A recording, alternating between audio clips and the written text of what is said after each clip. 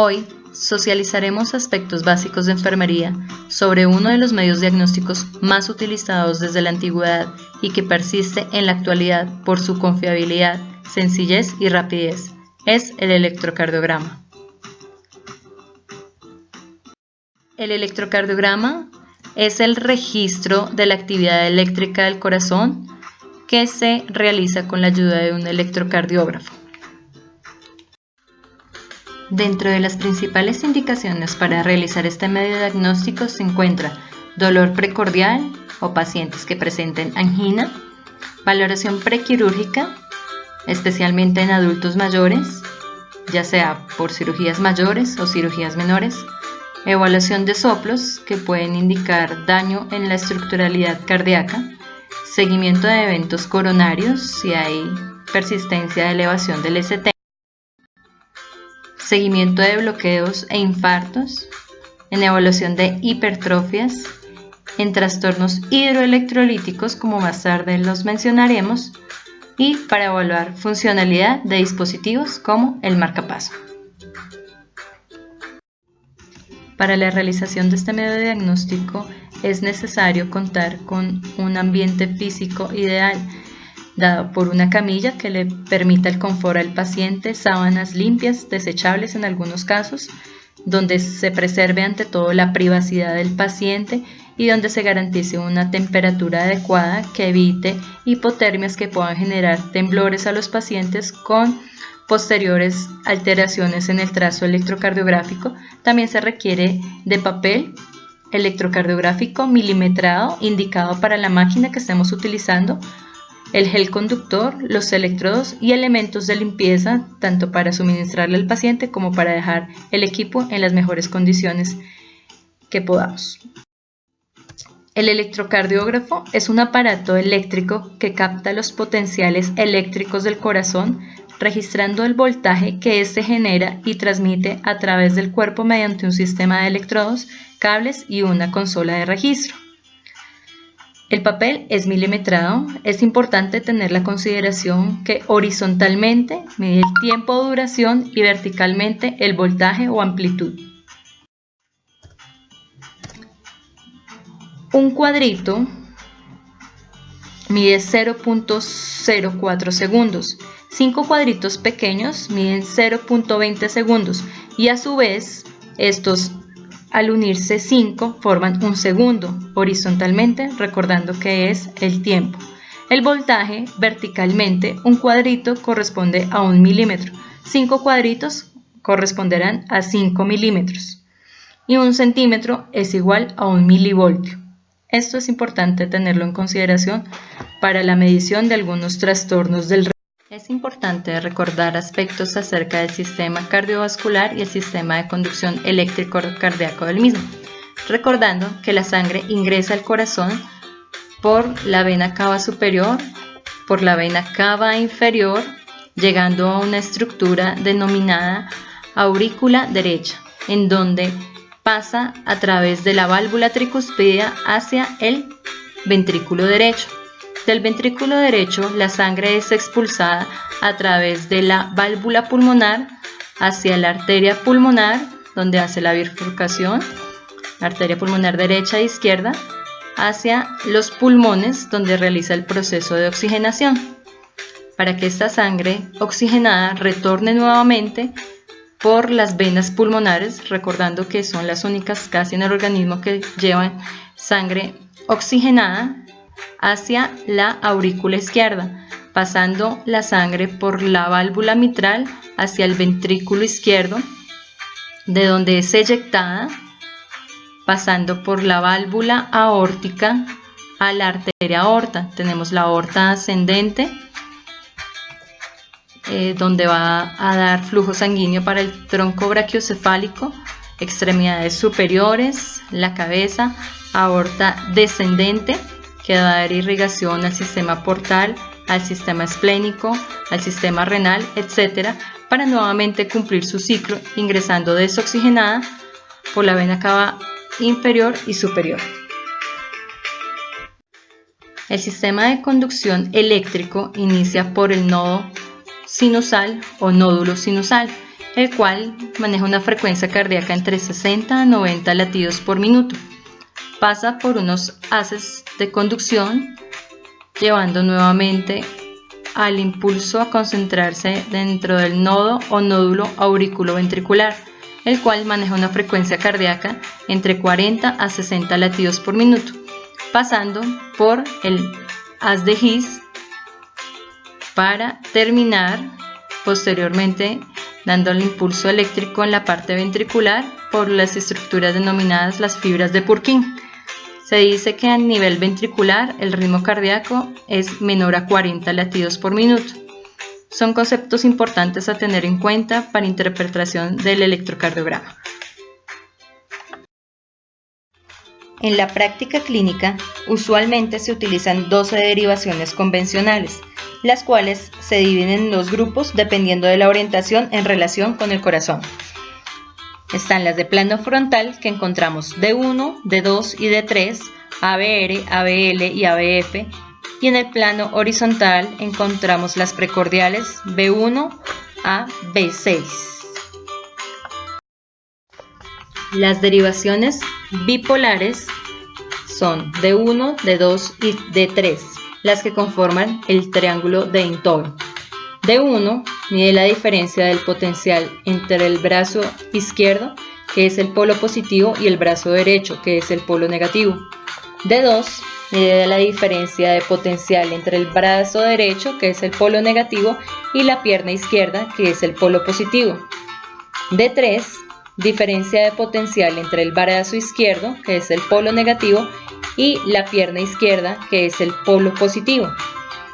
Einthoven afirma que la sumatoria de D1 más D3 es igual a D2, que es la derivación donde usualmente más alteraciones en el estado eléctrico del paciente se pueden detectar. Las derivaciones monopolares o unipolares representan los potenciales eléctricos sobre un eje de derivación determinado. ABR, el electrodo explorador está colocado sobre el miembro superior derecho. ABL, el electrodo explorador está colocado sobre el miembro superior izquierdo. ABF, el electrodo explorador está sobre el miembro inferior izquierdo. Las derivaciones precordiales son las que van desde los vectores B1 a B6, localizados en el tórax.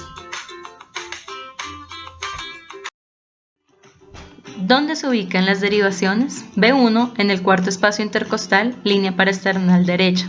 B2 en el cuarto espacio intercostal, línea paraesternal izquierda. B3 a la mitad de la distancia entre los electrodos B2 y B4. B4 en el quinto espacio intercostal, línea media clavicular. B5 en el quinto espacio intercostal, línea axilar anterior. B6 en el quinto espacio intercostal, línea axilar media. ¿Qué consideraciones se deben tener en cuenta antes de tomar un electrocardiograma? La principal es la educación al paciente, explicándole que es un procedimiento sencillo, que no debe suspender ningún medicamento y que no es necesario el ayuno. Se deben retirar objetos metálicos como relojes, anillos, cadenas, prótesis dentales removibles. Ubicar al paciente en posición de cúbito supino, y es muy importante separar las piernas y las manos del cuerpo, ya que eso causa interferencias en la hora del registro electrocardiográfico. Asegurarse que los electrodos estén en la posición adecuada, ya que una posición inadecuada puede generar alteraciones en la interpretación del mismo. Colocar gel conductor sin realizar aplicación sobre todo el tórax. Se debe realizar la salvedad de colocar solo el gel conductor en cada electrodo.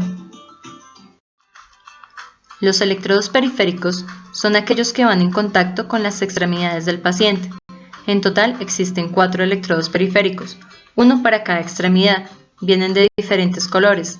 Pueden existir amarillo, verde, negro, rojo. Estos electrodos en su mayoría tienen el aspecto de pinzas para rodear la extremidad en la cual son colocados.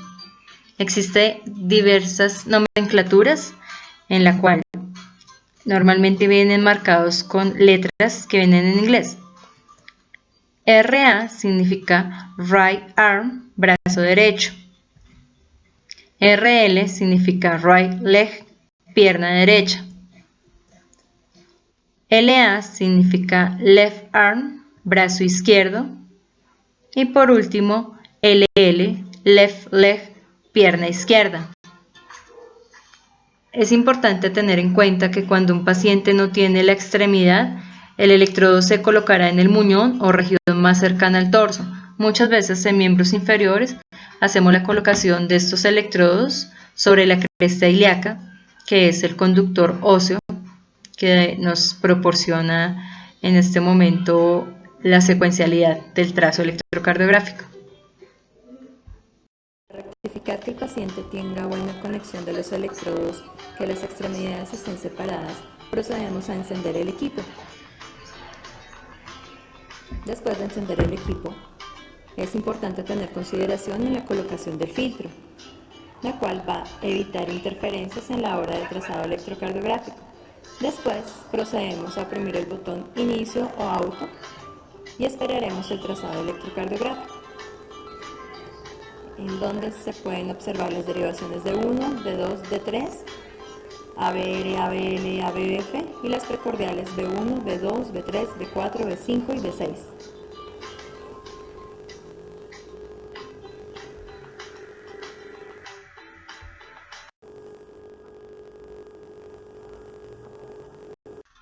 Algunos equipos permiten el registro directamente de los datos en el sistema.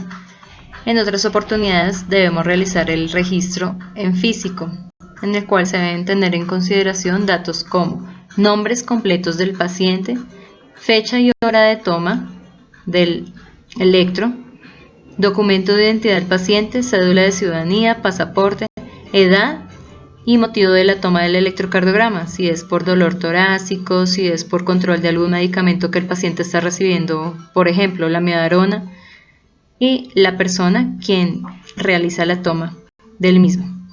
Son datos que permiten una interpretación más confiable. Adicional, después de la toma de este medio diagnóstico es importante la higiene, ya sea proporcionándole los paños para la limpieza del paciente del conductor, así como dejar los insumos en las mejores condiciones que sean posibles. Hay que realizar la limpieza de los electrodos para que el próximo paciente que se le vaya a realizar este medio diagnóstico se encuentre en las mejores condiciones de higiene. Adicional, para prevenir que el equipo se vaya a dañar, que se vaya a oxidar esta parte metálica. En algunas instituciones se utilizan los electrodos que vienen directamente con el gel y son de uso personal, ya que al realizar el medio diagnóstico se desechan. ¿Qué componentes tiene el trazado electrocardiográfico?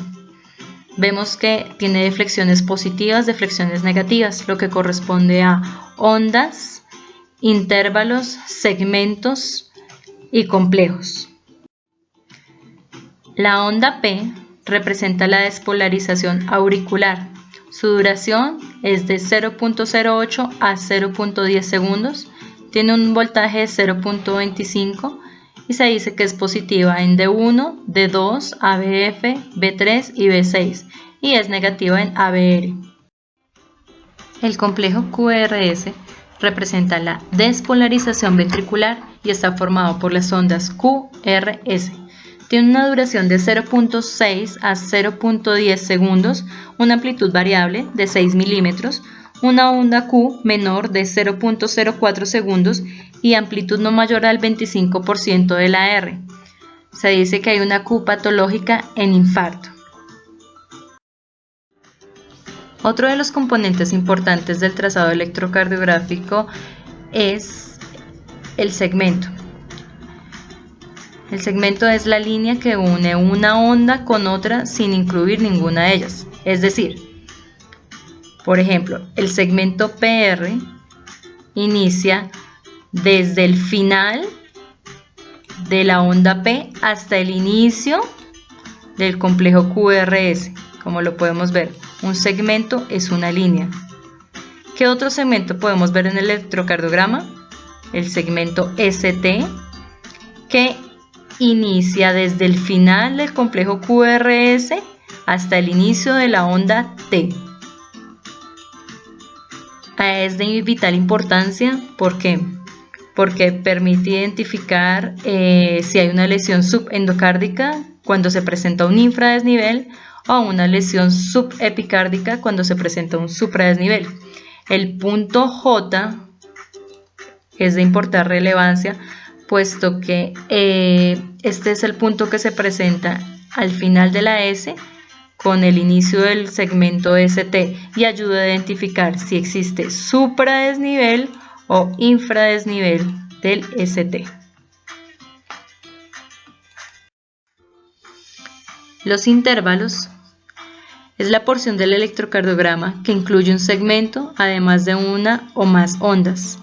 Los principales intervalos, como lo podemos observar en la parte inferior del gráfico, es el PR, que inicia desde la P hasta el inicio del QRS. Su duración es de 0.12 a 0.20 segundos. Y el intervalo QT, que inicia desde el QRS hasta el final de la onda T. Su duración es de 0.36 a 0.44 segundos.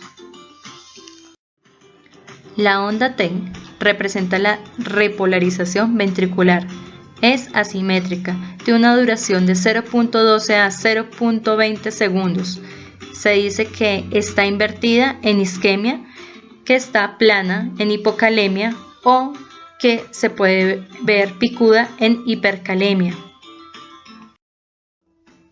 Para realizar el cálculo de la frecuencia cardíaca en un ritmo regular, se debe localizar en el electrocardiograma una onda R que coincida con una línea gruesa. Contamos el número de cuadros grandes que hay hasta la siguiente onda R y dividimos 300 entre el número de cuadros grandes. Es decir, si entre dos ondas R hay un cuadrito, entonces es 300 la frecuencia cardíaca. Si hay dos cuadritos, lo dividimos en dos, o sea, 150 la frecuencia cardíaca. Si hay tres cuadritos, lo dividimos y nos da frecuencia de 100. Si es entre 4, 75 y así sucesivamente. Para cálculo de la frecuencia cardíaca en un ritmo regular también podemos utilizar la regla de los 1500. Esta también se prefiere tomar un R que esté sobre la línea marcada y se cuenta el número de cuadros pequeños, recordando que entre cada cuadro grande hay 5, 10, 15, 16, 17. Entonces 1500 dividido en 17 y hallamos la frecuencia cardíaca de este ritmo. Para un ritmo irregular, habitualmente se registran 10 segundos, por lo que solo hay que contar todos los QRS y multiplicarlos por 6. Eventualmente, si el electrocardiograma no mide 10 segundos o no se sabe realmente cuánto mide, entonces lo que se debe hacer es contar 30 cuadros grandes, a lo que equivale 6 segundos, y multiplicarlo por el número de QRS por 10 y se obtiene la frecuencia cardíaca aproximada. Ahora vamos a ver algunos trazados electrocardiográficos en desequilibrios electrolíticos. El primero es hiperpotasemia. Se considera hiperpotasemia o hipercalemia a la elevación del potasio en sangre por encima de 5.5 miliequivalentes por litro. Hay que tener consideración que la hiperpotasemia severa puede comprometer la vida del paciente, por lo que es de vital importancia reconocer las manifestaciones electrocardiográficas. La hiperpotasemia reduce el potencial de la membrana en reposo del músculo cardíaco despolarizándolo parcialmente. Esto provoca una disminución de la contractilidad cardíaca y favorece la aparición de arritmias ventriculares. En la hiperpotasemia leve, los niveles de potasio entre 5.5 y 6.5 se asocian a alteraciones de la repolarización.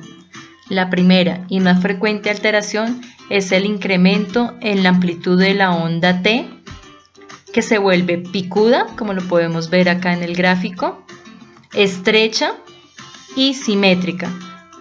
Tiene una característica que la describen como tienda de campaña. El intervalo QT puede ser normal o estar acortado. La hiperpotasemia moderada corresponde a niveles de potasio mayores de 6.5 miliequivalentes.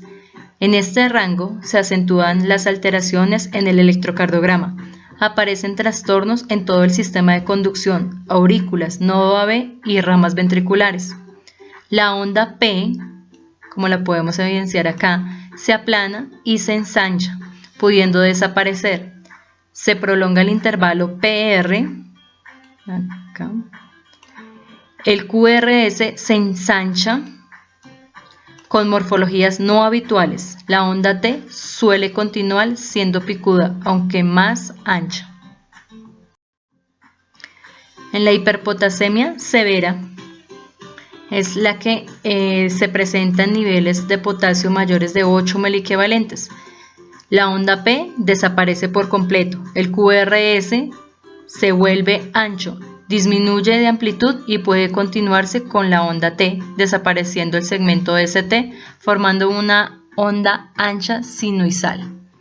Este ritmo, característico de la hiperpotasemia severa, es un signo crítico porque puede ser preludio de la aparición de asistolia o de fibrilación ventricular si no se recibe tratamiento urgente, razón por la cual dentro de nuestra formación como profesionales de enfermería debemos estar atentos a percibir estos cambios electrocardiográficos cuando ocurren trastornos hidroelectrolíticos. En la hipopotasemia, la cual se considera la disminución plasmática del catión potasio por debajo de 3.5 miliequivalentes, la cual provoca alteraciones en el electrocardiograma, sobre todo durante la repolarización y puede favorecer la aparición de arritmias cardíacas. La hipopotasemia leve es cuando encontramos el potasio entre 3 y 3.5 miliequivalentes litro. Hipopotasemia moderada, potasio sérico entre 2.5 y 3 miliequivalentes. E hipopotasemia severa, potasio sérico menor a 2.5 miliequivalentes.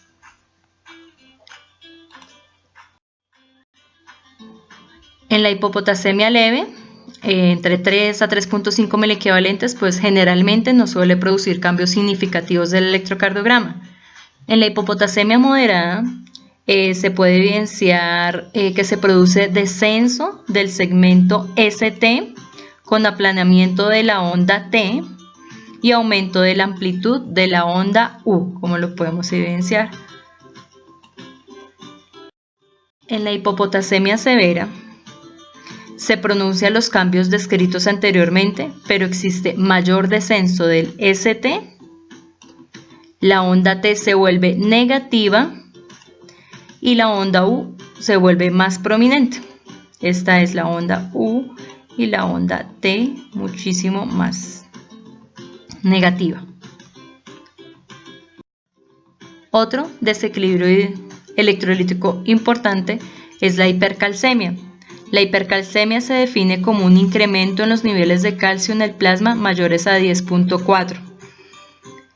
Hay diferentes clases de hipercalcemia. Está la hipercalcemia leve, que hace referencia a niveles séricos de calcio entre 10.4 miligramos sobre decilitro y 11.5 miligramos sobre decilitro. La hipercalcemia moderada maneja niveles séricos de calcio entre 11.5 miligramos sobre decilitro y 18 miligramos sobre decilitro. Y la hipercalcemia severa, donde se presenta un calcio sérico mayor de 18 miligramos sobre decilitro. En la hipercalcemia, el segmento ST está acortado o ausente. La onda T impresiona que nace justo al final del complejo QRS. La hipercalcemia normalmente no altera la morfología de la onda P ni de la onda T, pero puede existir un ligero aumento de la duración de la onda T. La amplitud de la onda U puede ser normal o eventualmente se puede ver alterada. La hipocalcemia es otro trastorno a consideración en el manejo electrocardiográfico. La hipocalcemia se define como los niveles de calcio en plasma menores a 8.8 miligramos sobre decilitro. La hipocalcemia aguda puede ser mortal, ya que en los pacientes pueden presentar tetania, convulsiones o arritmias cardíacas. Los pacientes más susceptibles a presentar estas alteraciones eventualmente son pacientes que les hayan realizado tiroidectomía, porque muchas veces también se resecan las paratiroides, que son las que producen calcio, razón por la cual hay que estar atentos en estos pacientes postoperatorios. Normalmente el alargamiento del segmento de CTI del intervalo QT son las únicas alteraciones del electrocardiograma en la hipocalcemia. Ahora tenemos espacio para realizar algunos ejercicios para hallar la frecuencia cardíaca, ya sea por la regla de los 1500, la regla de los 300, dependiendo del ritmo. Hay que recordar que los ritmos regulares tienen una forma diferente de cálculo de la frecuencia cardíaca.